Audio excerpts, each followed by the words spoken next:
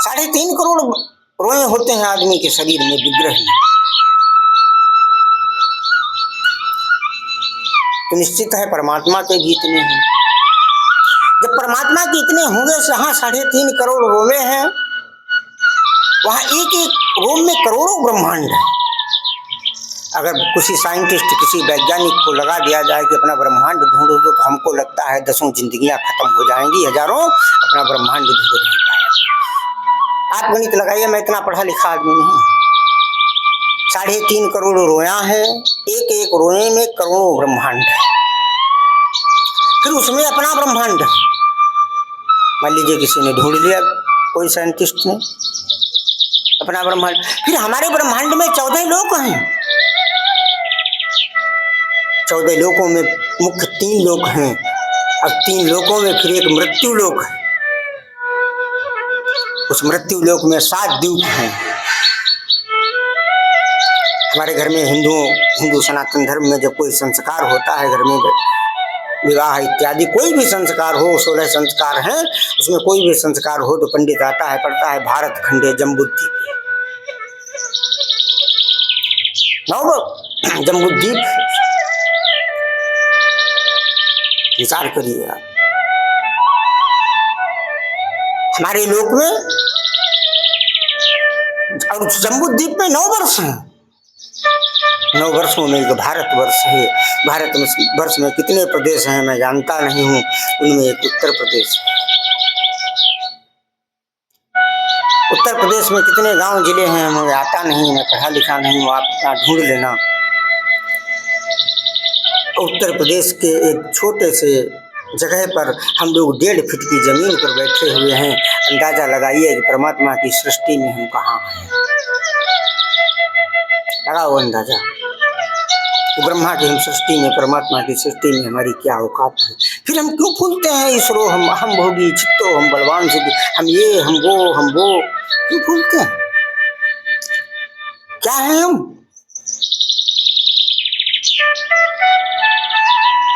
हे विधाता, तुम सृष्टि की संरचना करो। बोले महाराज होगी कैसे? बोले मैं तुमको कुछ दे रहा हूँ। बोले क्या? बोले अहमेवा समेवाग्रे नान्यम यस्य सत्परम पश्यादहं यदि तच्च योगिति से ततोस्म्यहम्। बड़ी सुंदर बात कही। अहमेवा समेवाग्रे नान्यम यस्य सत्परम। विधाता, आपको सिर्फ कारीगरी करना है। सृष्टि बनने के पहले मैं ही हूँ, सृष्टि बनने पर मैं ही रहूंगा, और सृष्टि संपन्न हो जाने के बाद, खत्म हो जाने के बाद सिर्फ मैं ही बचूंगा। विधाता ब्रह्मा ने कहा कि प्रभु थोड़ा स्पष्ट करिए। बोले जैसे मान लीजिए किसी को एक सोने की ईंट मिल गई, उदाहरण पे समझिए, किसी को सोने की ईंट मिल गई, वो सुनार के यहाँ पहुंच गया सोने की ईंट लेकर, बोला महाराज इसके आभूषण बना दो। सुनार ने उस सोने को गला दिया, गला के हार बनाया, करधनी बनाई, चैन बनाई, जेवरी बनाई, पायल बनाई, कुंडल बनाया, फूल बनाया, 1000 उसने आभूषण ईंट के बना दिए सोने का। लेकिन विचार करने वाली बात यह है कि आभूषण बनने से पहले वो सोना था। आभूषण बनने पर भले ही वो चैन बन गई, वो घड़ी बन गई, वो करधनी बन गई, वो पायल बन गई, लेकिन नाम रूप आकृति बदले हैं, कीमत सोने की है। एक दिन सुनार को आ गया गुस्सा, उसने सारे आभूषण डाले, उखली में कूट डाले, कूटने के बाद बचा क्या? सोना। नाम रूप बदल गए, नाम रूप खत्म, सोना बचा। बहुत समझने की बात। विधाता, सृष्टि बनने से पहले मैं हूं,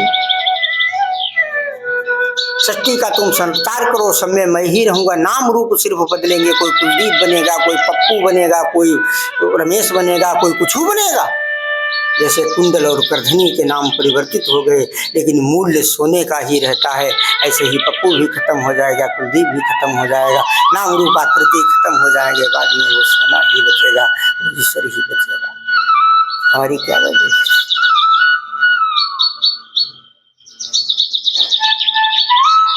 तुम सृष्टि का विधान करो विधाता।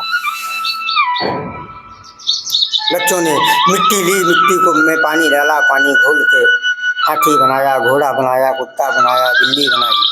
बच्चे आपस में लड़ गए, कुत्ता मेरा है, घोड़ा मेरा है, लेकिन घोड़ा कुत्ता बनने से पहले वो मिट्टी थी, घोड़ा कुत्ता बनने पर भी मिट्टी ही है।